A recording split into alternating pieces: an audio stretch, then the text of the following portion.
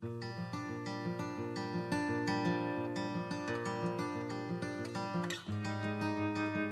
is May the 18th. Today we see Solomon's good reign.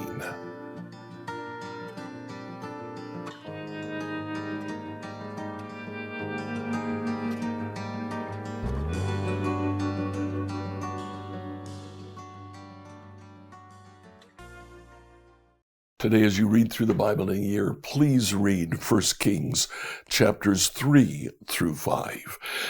In 1 Kings chapter 3, the Lord comes to Solomon and says, Solomon, ask what you want, I'll give it to you. Solomon thinks about it. He prays about it. And then he comes back to the Lord and he says, give me wisdom to rule well.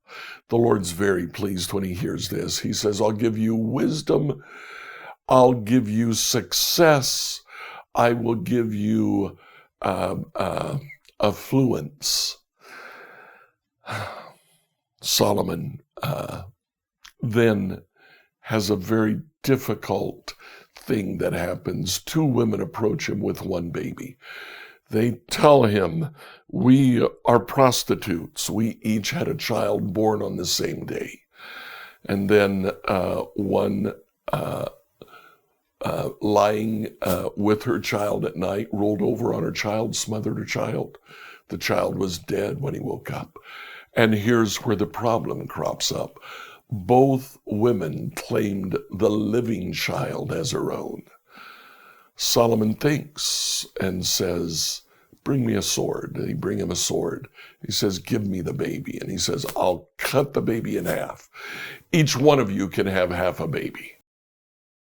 The woman whose child had died, whom she herself had accidentally killed, said, that's a fair judgment. The woman who was the child's mother said, oh no, give her the child. She'd rather see her child live and be raised by someone else. Well, Solomon says, you're the true mother. And all Israel said, what incredible wisdom. In chapter 4, we see Solomon's prosperity and his wisdom continuing. People began to come from all over to hear Solomon's wisdom. Chapter 4 gives us Solomon's administrative staff. And then in chapter 5, he prepares to build the temple. Now, it's in chapter 5 that talks about the beginning of construction, that mentions conscripted labor. Solomon took both people from countries that he had conquered as well as Israelites and conscripted them to do the building.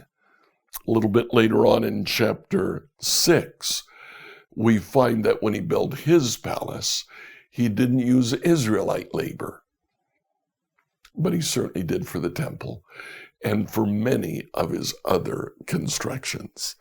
Enjoy today as you read 1 Kings 3 through 5. Solomon made an alliance with Pharaoh, the king of Egypt, and married one of his daughters. He brought her to live in the city of David until he could finish building his palace and the temple of the Lord and the wall around the city.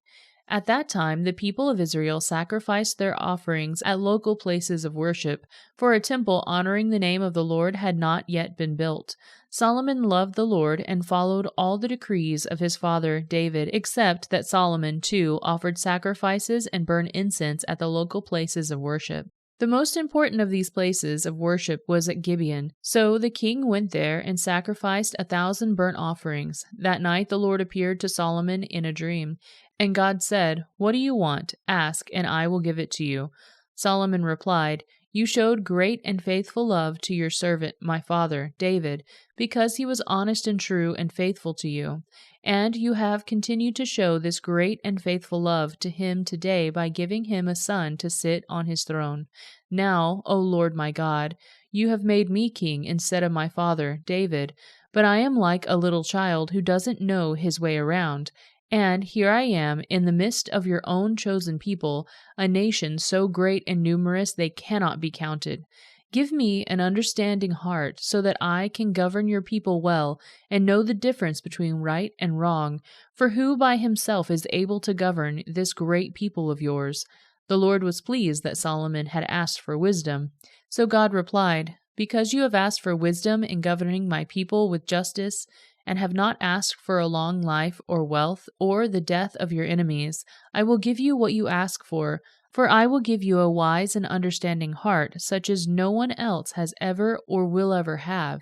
And I will also give you what you did not ask for, riches and fame. No other king in all the world will compare to you for the rest of your life.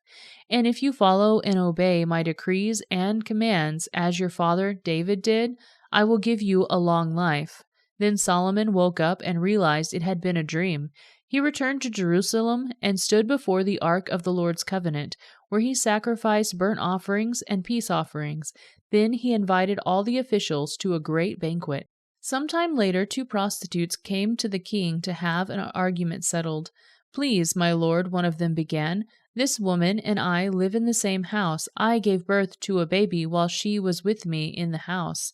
3 days later, this woman also had a baby. We were alone. There were only 2 of us in the house. But her baby died during the night when she rolled over on it. Then she got up in the night and took my son from beside me while I was asleep. She laid her dead child in my arms and took mine to sleep beside her. And in the morning, when I tried to nurse my son, he was dead. But then I looked more closely in the morning light. I saw that it wasn't my son at all." Then the other woman interrupted, "It certainly was your son, and the living child is mine." "No," the first woman said, "the living child is mine, and the dead one is yours." And so they argued back and forth before the king. Then the king said, "Let's get the facts straight. Both of you claim the living child is yours, and each says that the dead one belongs to the other. All right, bring me a sword." So a sword was brought to the king.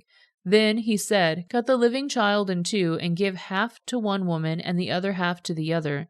Then the woman who was the real mother of the living child and who loved him very much cried out, "Oh no, my lord, give her the child. Please do not kill him." But the other woman said, "All right, he will be neither yours nor mine. Divide him between us." Then the king said, "Do not kill the child, but give him to the woman who wants him to live, for she is his mother." When all Israel heard the king's decision, the people were in awe of the king, for they saw the wisdom God had given him for rendering judgment.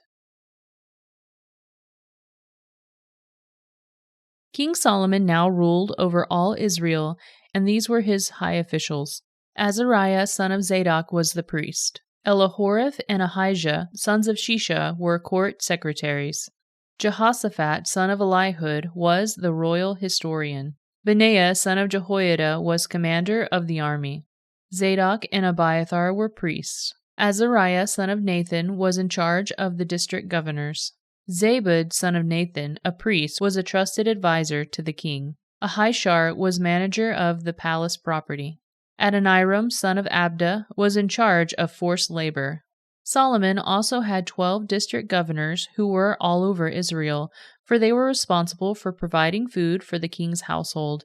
Each of them arranged provisions for 1 month of the year.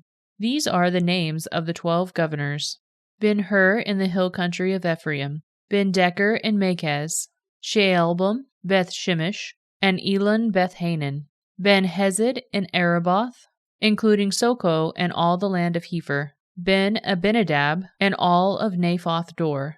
He was married to Taphath, one of Solomon's daughters. Baana, son of Ahilud, in Taanach and Megiddo, all of Bethshan near Zarethan, below Jezreel, and all the territory from Bethshan to Abel-Mahalal and over to Jokmeam. Ben-Geber in Ramoth Gilead, including the towns of Jair, named for Jair of the tribe of Manasseh, in Gilead, and in the Argob region of Bashan, including 60 large fortified towns with bronze bars on their gates. Ahinadab, son of Iddo in Mahanaim. Ahimaaz in Naphtali, he was married to Basmath, another of Solomon's daughters. Baana, son of Hushai, in Asher and in Aloth. Jehoshaphat, son of Peorah, in Issachar. Shimei, son of Elah, in Benjamin. Geber, son of Uri, in the land of Gilead, including the territories of King Shihon of the Amorites and King Og of Bashan. There was also one governor over the land of Judah. The people of Judah and Israel were as numerous as the sand on the seashore. They were very contented with plenty to eat and drink. Solomon ruled over all the kingdom from the Euphrates River in the north to the land of the Philistines and the border of Egypt in the south. The conquered peoples of the lands sent tribute money to Solomon and continued to serve him throughout his lifetime.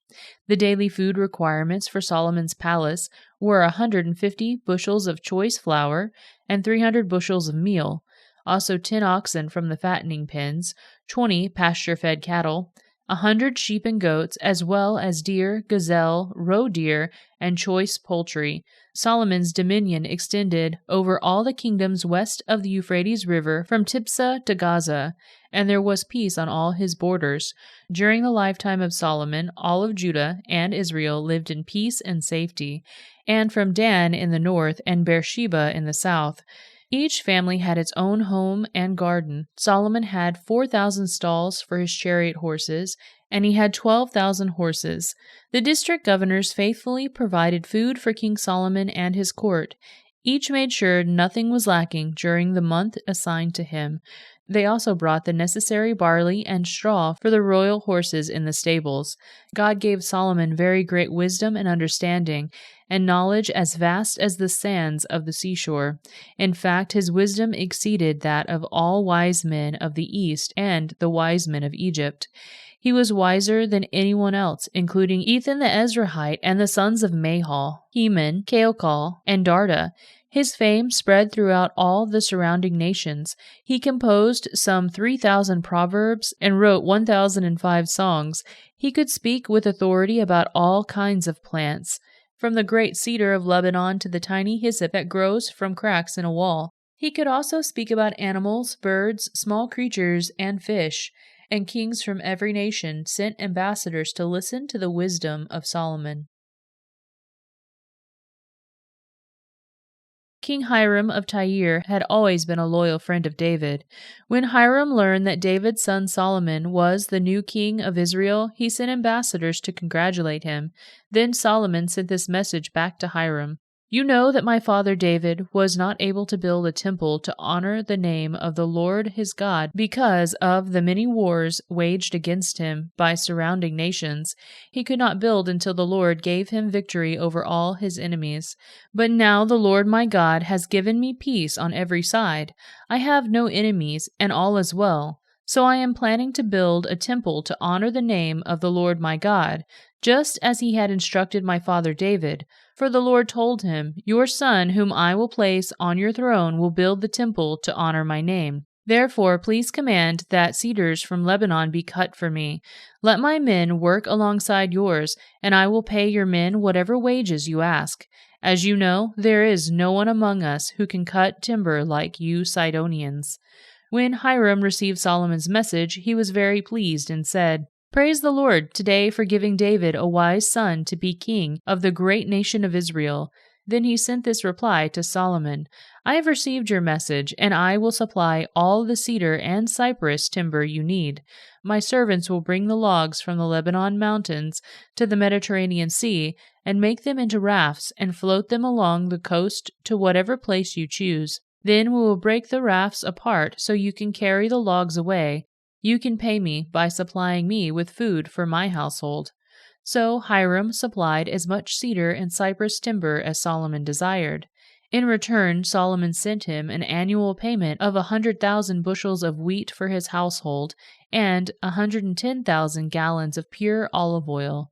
So the Lord gave wisdom to Solomon just as he had promised, and Hiram and Solomon made a formal alliance of peace. Then King Solomon conscripted a labor force of 30,000 men from all Israel. He sent them to Lebanon in shifts, 10,000 every month, so that each man would be 1 month in Lebanon and 2 months at home. Adoniram was in charge of this labor force. Solomon also had 70,000 common laborers, 80,000 quarry workers in the hill country, and 3,600 foremen to supervise the work. At the king's command, they quarried large blocks of high-quality stone and shaped them to make the foundation of the temple. Men from the city of Gebal helped Solomon's and Hiram's builders prepare the timber and stone for the temple. Scripture reading from the New Living Translation by Emily Herrera. If you live in the Greenwood, Indiana area and you're looking for a church, come visit us at New Hope Church. We're at 5307 West Fairview Road. Our service begins Sunday morning at 10 a.m. I'd love to see you there. Tomorrow, we'll return to the book of Psalms and read the beginning of Book 2.